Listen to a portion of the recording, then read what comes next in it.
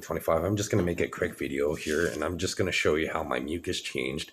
Today I requested my cell phone to take a picture of my mucus when I woke up because I had clear, white, and green mucus. But in the second picture, I'll show you how the green mucus dissolved and there was reflective particles, which is nanotechnology, and I'll quickly prove this all really fast. So let's see.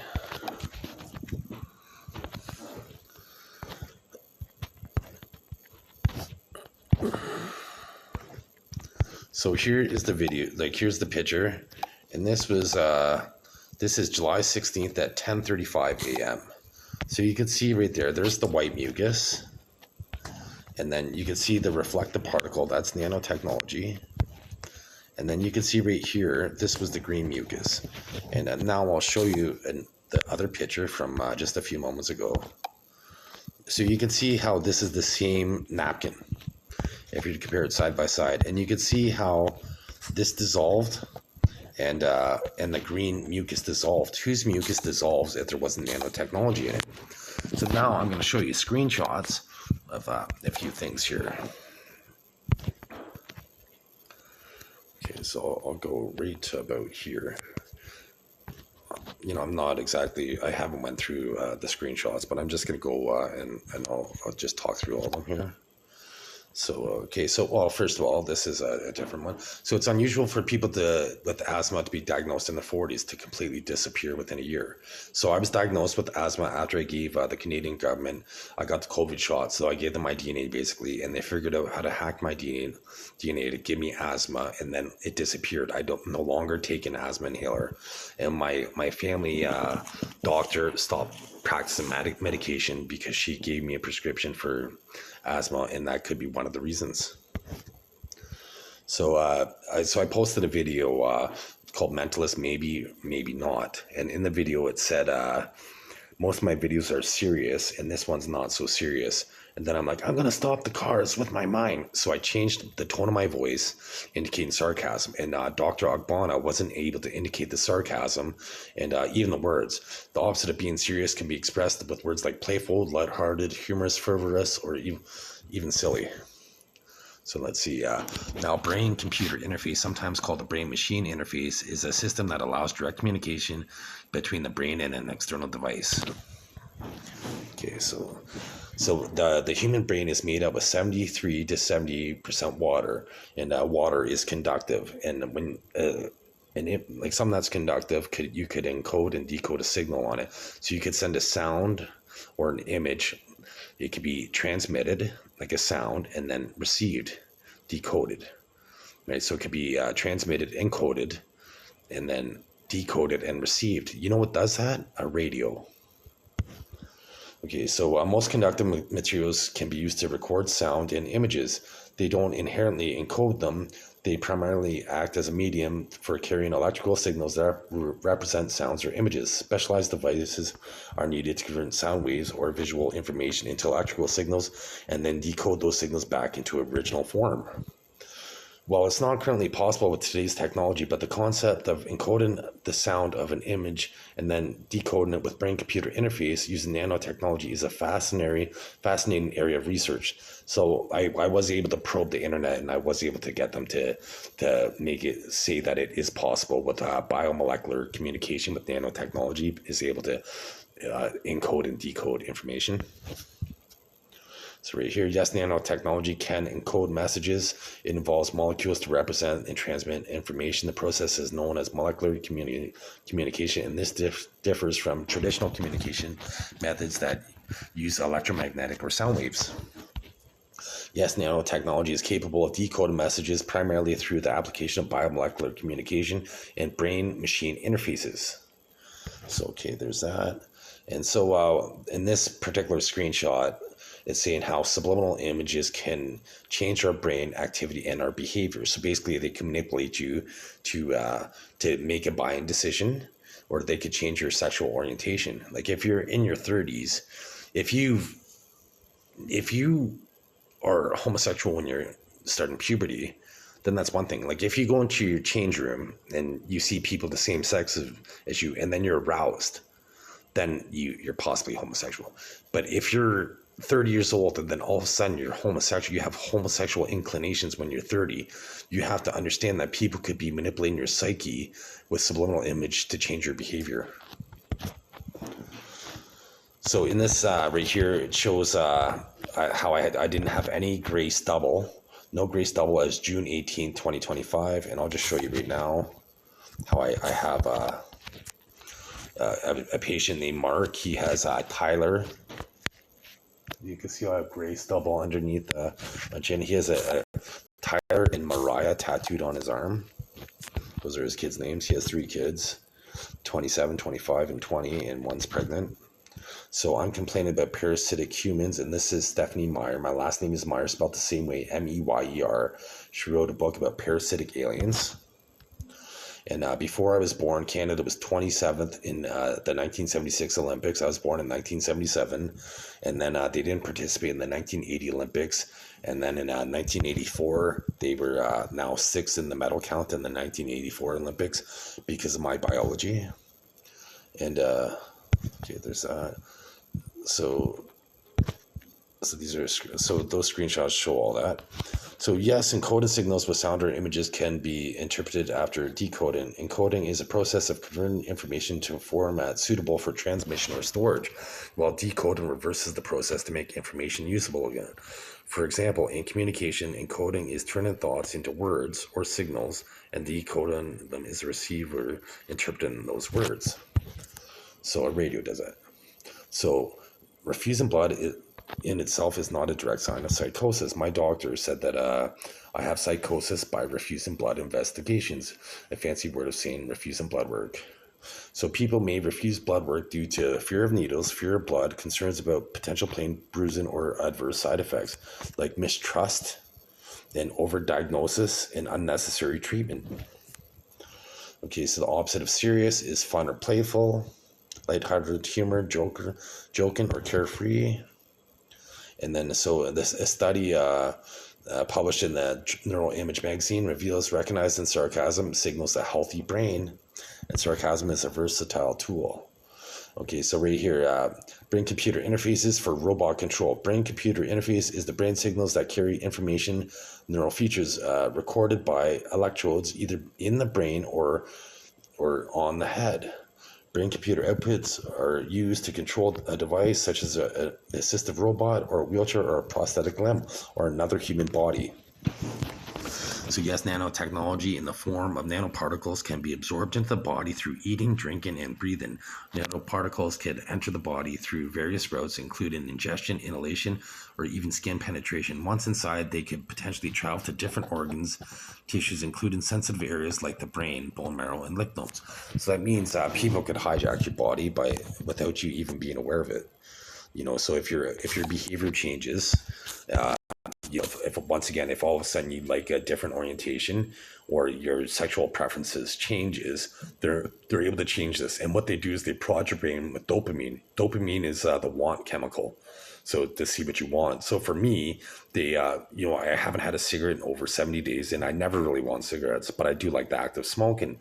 So they would constantly prod my brain for dopamine to see what I want. So here, I'll show you once again, the napkins at the beginning of this video showed the nanoparticles that were left in my mucus from them through you could hear. That's the ventilation system. And now I'll show you what happens when they didn't expect me to sweat because in it's a controlled climate. So I took a picture of my pillow, and you could see the residual chemicals from me sweating out chemicals that the Canadian government allows to be put into my biology. So the Canadian government doesn't acknowledge that brain-computer interface could control another human body. And once again, let's see. So I'm going to get so once again, I showed how with biomolecular communication, it can encode and decode a message. So does radio station transmit and encode, and a radio decode this, decode and receive, and receive this sound wave.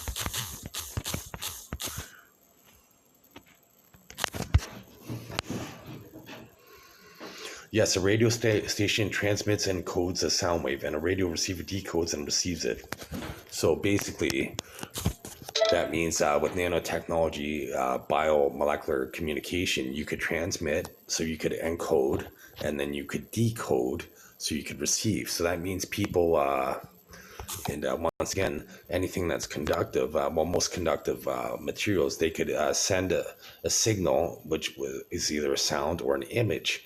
So that means they could implant thoughts into your brain or images into your brain, or they could take thoughts or images out of your brain, right? So this proves, like I just proved right there, that like in this video, that they're able to listen to your thoughts. This makes schizophrenia man-made, right? So the Canadian government in the Charter of Rights, I'll show you right here.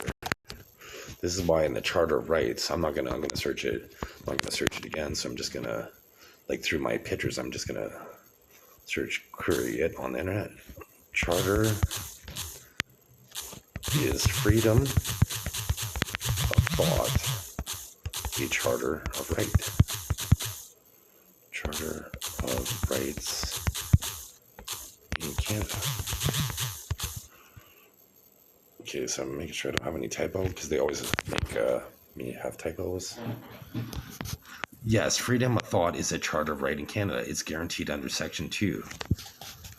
So that means that the Canadian government doesn't allow myself, Christian Eric, anymore to have freedom of thought, because I have evolved human biology.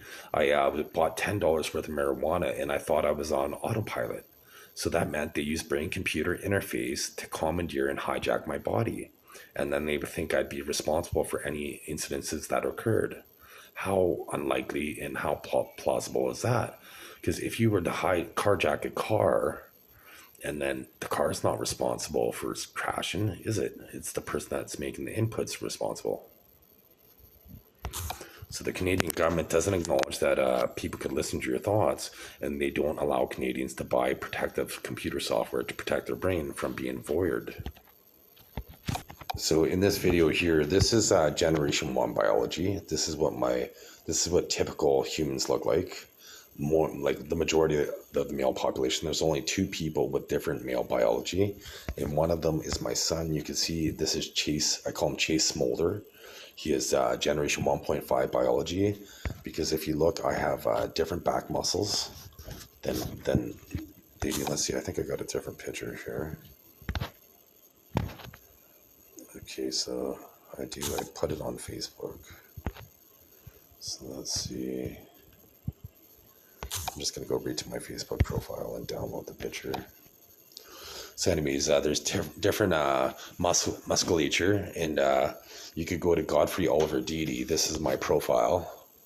And you could go under videos, and I spelled Deedy incorrectly on purpose.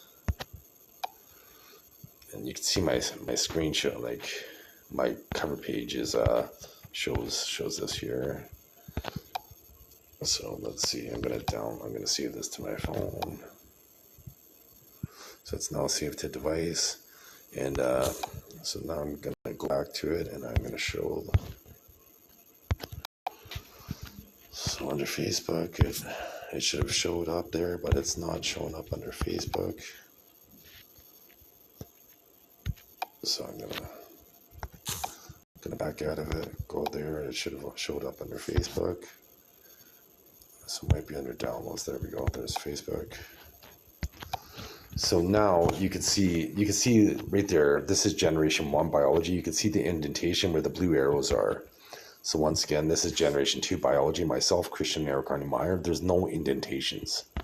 And then here's my son's biology. He doesn't have indentations. He has different biology than I do, because I had kids with my ex-wife. Her name is Dawn, and she had generation 1 biology. I had generation 2 biology. Therefore, my kids have generation 1.5 biology.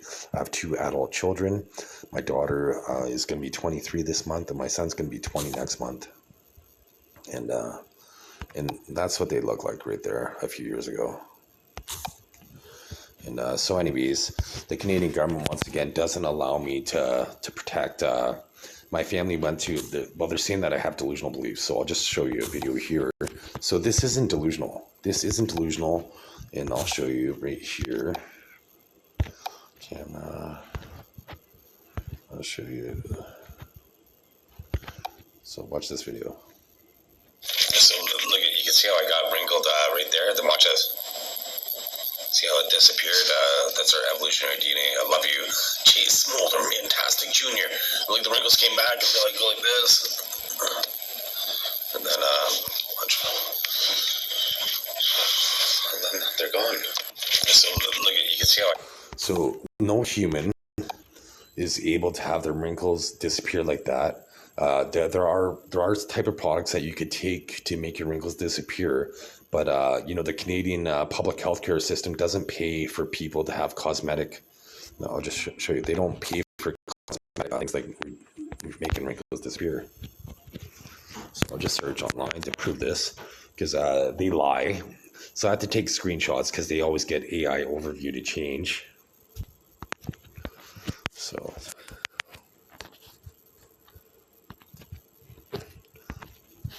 Because I believe Botox makes wrinkles disappear. So let's see.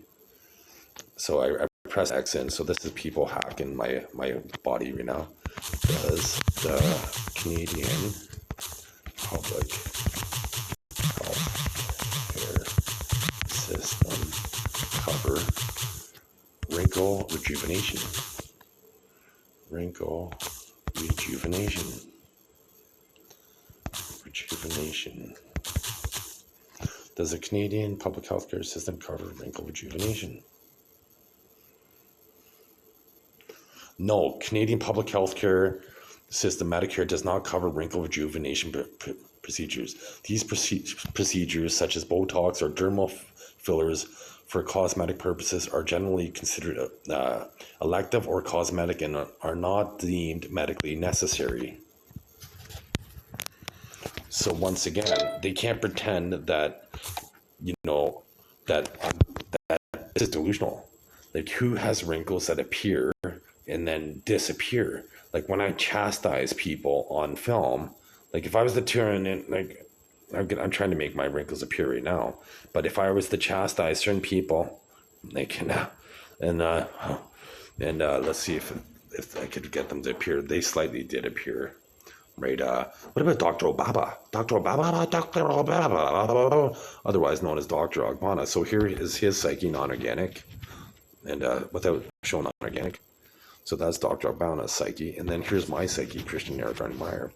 And so my face is going to change. So do medical personnel, do they use my psyche, Christian Eric Meyer, to avoid psyche profiling systems? My face will drop. Oh, wow. So it seems they do. But then they say that I'm the problem, even though they use brain-computer interface to violate my human experience.